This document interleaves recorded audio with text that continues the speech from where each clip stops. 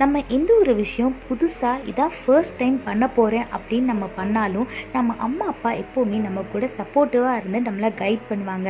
For example, நம்ம அதான் first time நம்ம நடக்கிறோம் அப்படின்னா ஒரு பக்கத்தில் வந்து நின்றுட்டு இங்கே வா அம்மா உன்னை பிடிச்சிக்கிறேன் இப்படி வான்னு சொல்லி நம்மளை என்கரேஜ் பண்ணி நடக்க வைப்பாங்க. நம்ம கூடையே இருப்பாங்க. விழுந்துராத மாதிரி இப்படியே ஒரு கை அணைச்சி வச்சுக்கிட்டே இருப்பாங்க.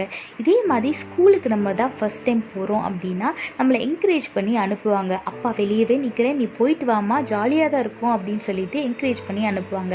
இதே மாதிரி தாங்க நம்மளோட வாழ்க்கையிலையும் ஏசப்பா எப்போவுமே நம்ம கூடையே இருந்து நம்மளை கைட் பண்ணிக்கிட்டே இருக்காரு. வேதத்தில் பாருங்க, ஆதியாகமம் 21:22 போட்டிருக்கு, நீ செய்கிற காரியங்கள் எல்லாவற்றிலும் தேவன் உன்னுடனே இருக்கிறார் அப்படின்னு போட்டிருக்கு.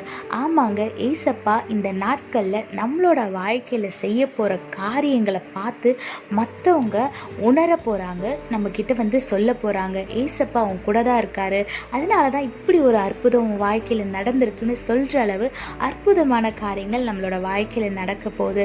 அதனால இப்போ இருந்தே செலிப்ரேட் பண்ணுறதுக்கு ரெடி ஆகுங்க. இப்போ இருந்தே தேவனை துதிக்க ஆரம்பிங்க. ஏன்னா அற்புதமும் அடையாளமான காரியங்களை ஏசப்பா உங்களோட வாழ்க்கையில் செய்ய போகிறார். ஏசப்பாவை பற்றிக்கொள்ளுங்க, அவரை துதிக்க ஆரம்பிங்க, ஆசீர்வாதமான வாழ்க்கையை வாழுங்க. கர்த்தர் உங்களோடு கூட இருந்து உங்களை ஆசீர்வதித்து பாதுகாத்து வழி நடத்துவாராக. ஆமென். When you're doing certain things for the very first time, your parents will always be on your side to guide you and to protect you. For example, if it is the first time that you're going to walk, they will be on your side to hold you if you fall down, and they will encourage you to walk. And if you're going to school for the first time, your father will say, don't worry, I will stand here, I will wait for you until you come, you go and enjoy the classes. Likewise, they will be with us and support us in each and everything we do. Likewise, in our life, our God is with us in everything we do. Look what the Bible says in Genesis chapter 21:22. God is with you in everything you do.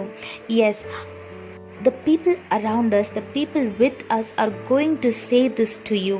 God is with you in everything you do, because they are going to see the hand of God in your life.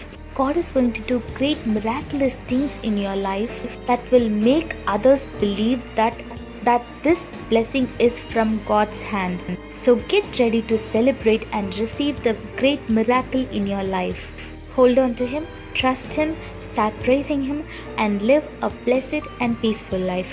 God bless you all. Have a blessed day. Amen.